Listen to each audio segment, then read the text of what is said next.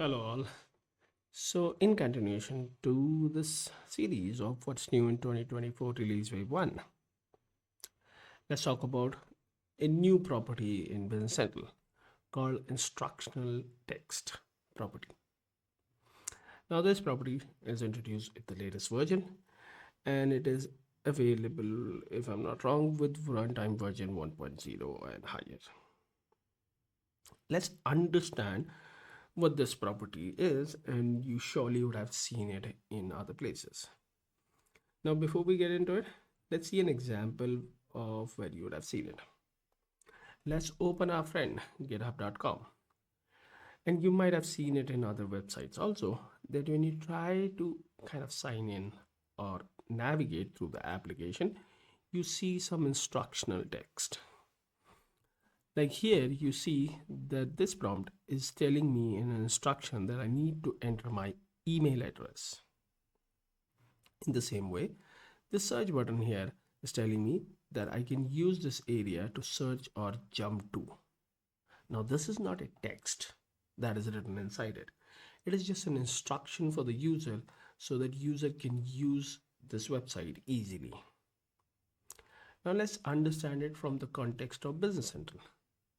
Now, in Business Central, as there are things available by the pages that we build or by the reports that we build, as a developer or as a consultant, we might think that this is self-explanatory what I am asking user to fill in at this place. But what if there is a way where you can instruct user to give them a hint of what you are expecting in this field? I'm not saying that you'll say it for a date picker, you'll say enter date, because that's obviously a date picker. But there are surely some fields where it's a little bit confusing. And to solve that problem for a better user experience, this new property comes into the picture, which is instructional text. As of today, when we are recording this property is applicable on pages, request page, on page fields, and even on the page groups. Now, you just need to provide the descriptive text for the instructional text, and that will be visible to user. The default is an empty string. So if you don't define this property on your pages or groups or code request page, then it will not show anything, which means no instructions. According to the user assistance model for Business Central, apps are expected to apply instructional text, which are also called as placeholder text, to set up guide on similar pages. Now, this is all written on Microsoft website on MSDN. As of today, the instructional text property can only be applied to text, code, big text, and GUID field data types. Now, will there be a change going forward, like for the integer field and for other field? This is not, the intent is not yet clear, but as of today, you can do it in these 4 data types, which is text, code, big text, and GUID. Now, there is a sister property to it, which is instruction text ML. The instruction text property on the page field should provide an example value or a short summary of the field purpose to guide the user toward entering the expected value. Hopefully, the explanation works. Let's get into the system and see how we use it. So let me open an extension and let me create a, let's not create a page and spend time into it. Let's try it out with a page extension. Okay. And let's do it on vendor card. Okay. Which will extend the vendor card. Let's move, and hopefully I'll be able to modify that property on a field. So let's do a modify. See, okay, let's do layout and then modify the, let's pick a field, address as a text field. So let's do address. Okay, And in this, I'm going to add a new property, which is instruction text, and then say the assisted setup was showing me something, enter the vendor address. Okay, so this instruction text should be visible on the vendor's page. Now, before we move into it, let's get into the application, see is there any other field that we can test it out. And as we read, that it is also possible on the page groups. So let's see what groups are there and how it viewed there. Okay, let's do it on invoicing. Okay, modify invoicing, and let's add instructional text. This group section, okay, let's use the same what AI is suggesting. This section contains information about the vendor's invoicing preferences. And I don't know how this will be visible on the invoicing fast tab, but I know how it will be visible on the address because it'll show it here. So let's change it to address 2 because address 2 does not have a value right now. Okay.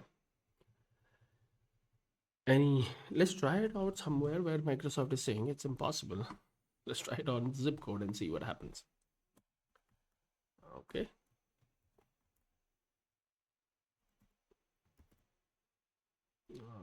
Zip code, and that's called what?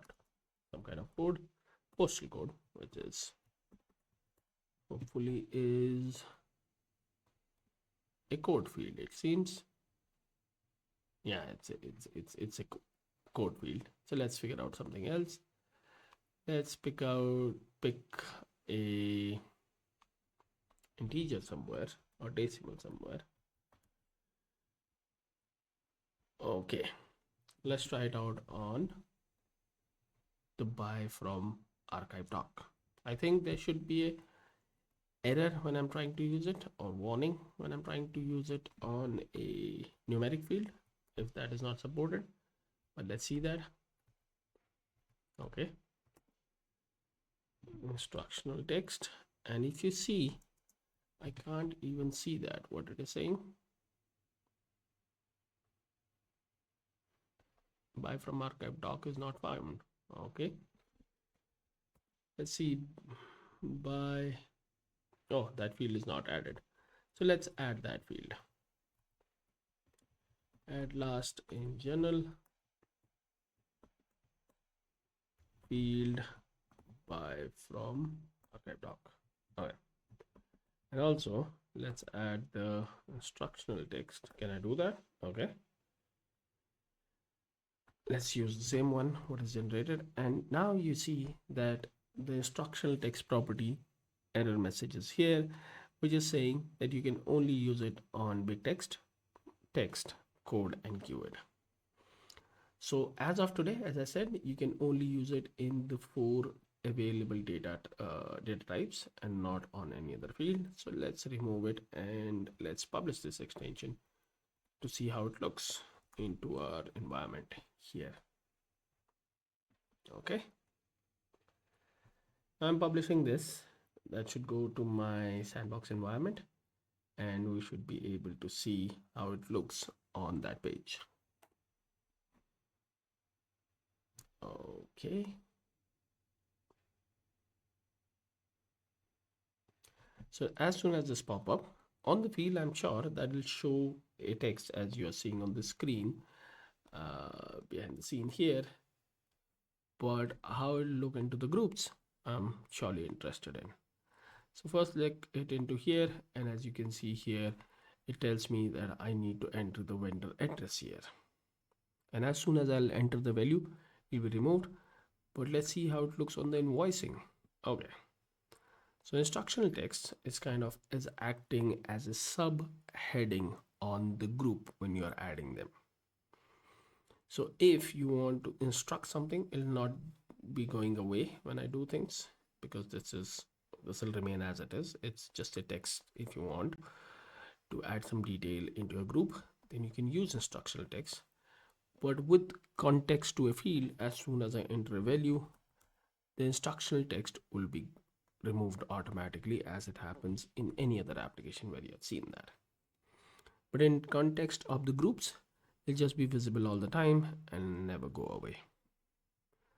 So let's quickly understand where we can use it and what are the limitations of it. So instructional text is a new property in Business Central 2024 release wave 1. It can be used on the pages, request page, page field, and page groups. The default value is empty, which means no instructions at this point. And as of today, the instructional text property can only be applied to text, code, big text, and GUID data types only. So let me know what you think about this video and about this property. Do you think that there is a great use case of this property? Let me know into the comments. You know the drill. If you think this content is useful, click the like button. Share this if you want other developers and customers to know about it to make user interface more robust and usable. And if you haven't, then please subscribe to the channel. That helps us to understand what we are doing and is it something that you guys are liking, or should we stop doing that? I'll see you sooner than later on the next video in this series and other series that I'm working on. Until then, keep learning and keep sharing, and have a nice day.